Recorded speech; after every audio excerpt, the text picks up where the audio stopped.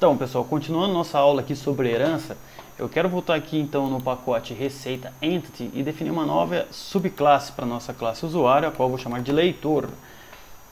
A diferença dessa subclasse aqui, leitor, é que ele vai ter um private, um set das receitas, o qual eu vou chamar de receitas favoritas.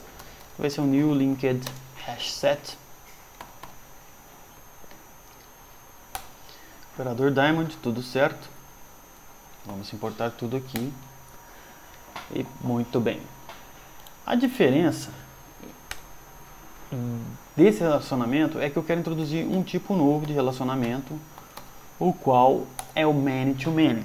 Vocês sabem que no modelo relacional, quando você precisa criar um tipo de relacionamento dessa cardinalidade, muitos para muitos, isso é definido a partir de uma tabela de junção, a qual recebe a FK de uma das classes e a FK da outra, e mantém as FKs dessa classe como relacionamento interno.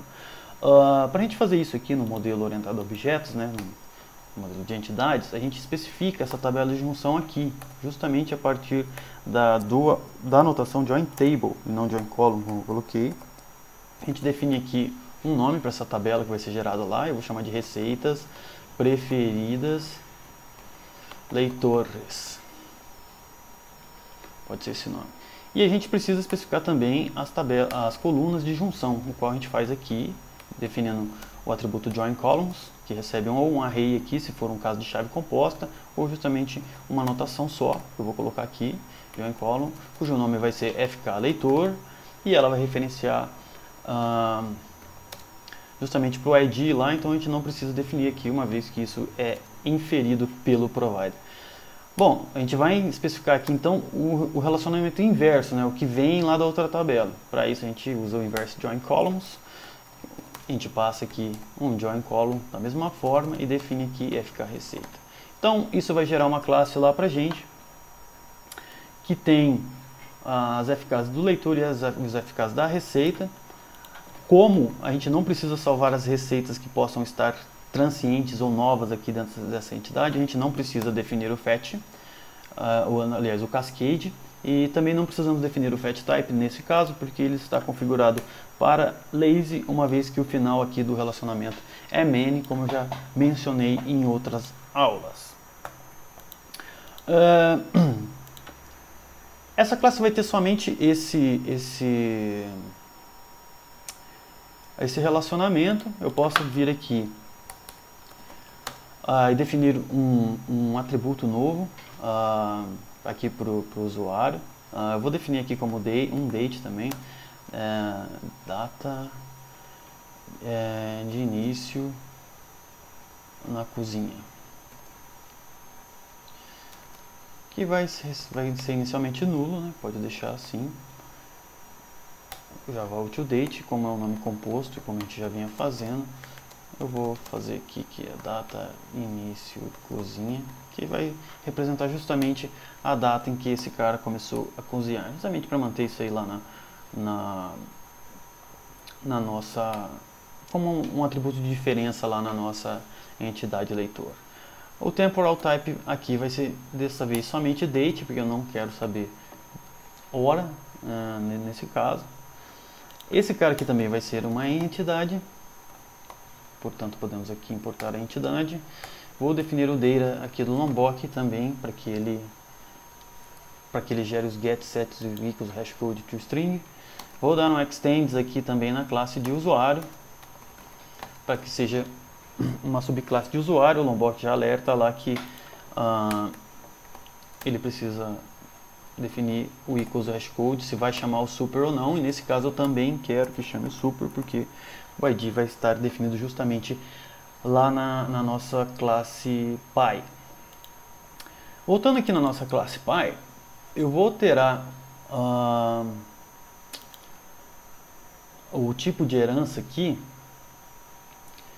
e vou definir um outro tipo. Na aula passada a gente utilizou um tipo padrão, que é o chamado Single Table per Class Hierarchy.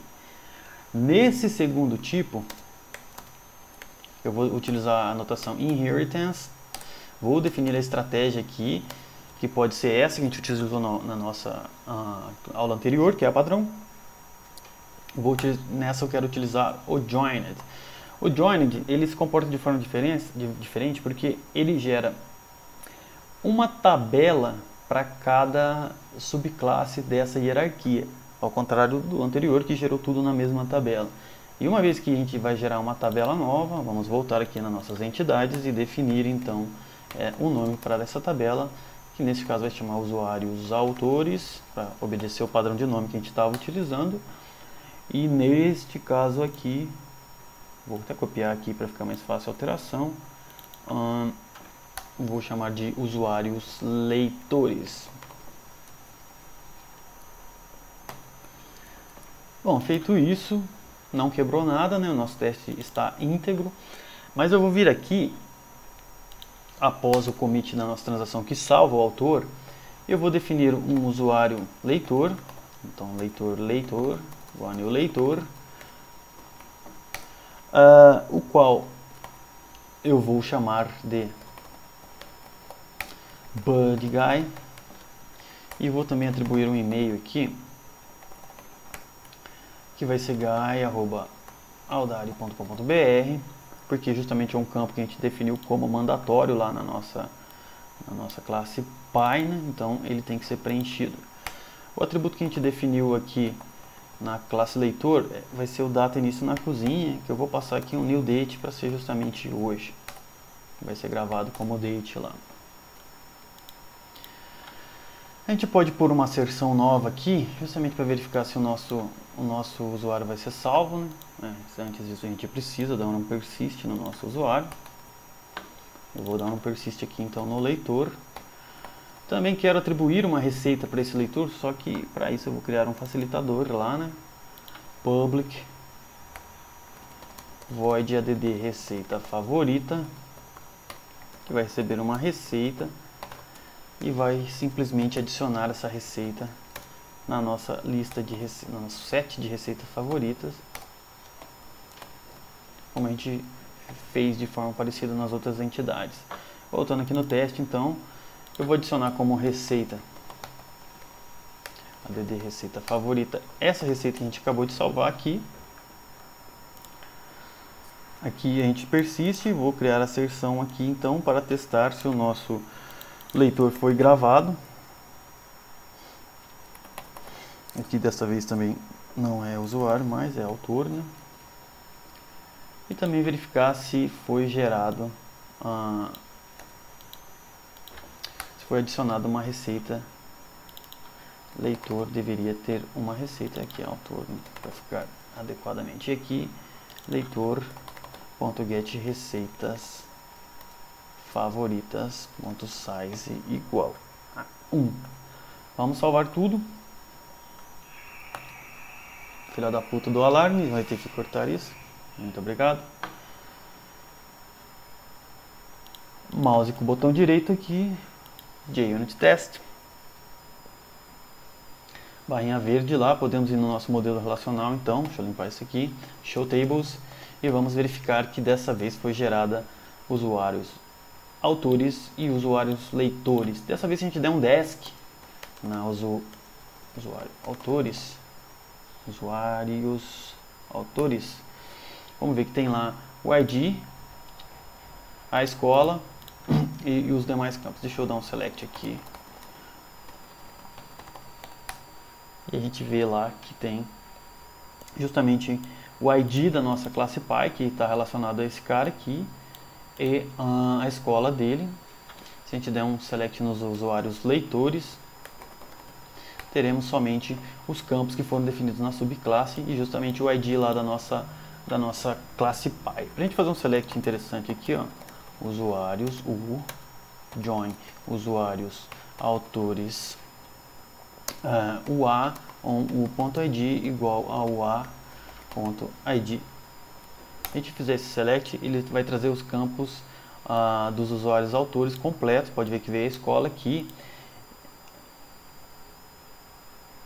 e os demais campos que a gente definiu lá.